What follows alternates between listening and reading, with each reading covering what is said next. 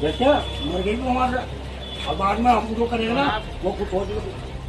हर पिता की यह ख्वाहिश होती है कि वह अपनी बेटी को गाजे बाजे और पूरी इज्जत के साथ ससुराल विदा करे, लेकिन कई बार ऐसा मुमकिन नहीं हो पाता। उत्तर प्रदेश के मेरठ जिले से एक ऐसा ही दिल को झकझोर देने वाला मामला सामने आया है, जिसे देखकर आपका भी दिल पसीज जाएगा। यहाँ की कोर्ट में अपने बॉयफ्रेंड से शादी करने पहुंची एक बेटी के आगे बेबस पिता गिड़गिड़ाता रहा, उसके आगे इज्जत की दुहाई देता रहा, लेकिन बेटी अपने प्रेमी का हाथ थामे बैठी रही और वह अपने प्रेमी से ही शादी की जिद पर अड़ी रही। बुजुर्ग पिता ने 2 घंटे तक बेटी के आगे हाथ जोड़े, कस्में दिलाई, लेकिन बेटी ने पिता की एक भी बात नहीं मानी। और यही नहीं, वह पिता की आंखों के सामने ही अपने प्रेमी के गले से लिपट गई और कहने लगी कि यही अब मेरे पति मेरी जन्नत है। यह देखकर अंदर तक टूट चुके पिता ने बेटी के सिर पर हाथ रखा और कहा कि बेटी, आज से तू मेरे लिए मर गई। और वहां से फिर आंखों में आंसू लिए चले गए,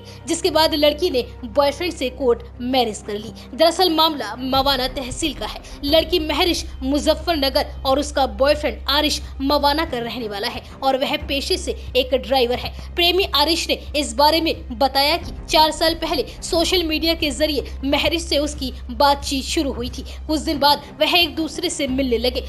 हम लोगों ने इस बात को सबसे छिपाए रखा। हमें लगता था कि घर वालों को पता चलेगा तो झगड़ा होगा, लेकिन ये बात ज्यादा दिन तक छिप नहीं सकी। इधर उधर से जब घर वालों को पता चल गया तो हम लोगों ने शादी करने का प्लान बना लिया। मैंने अपने घर वालों को इस बारे में बताया, लेकिन वो राजी नहीं हुए।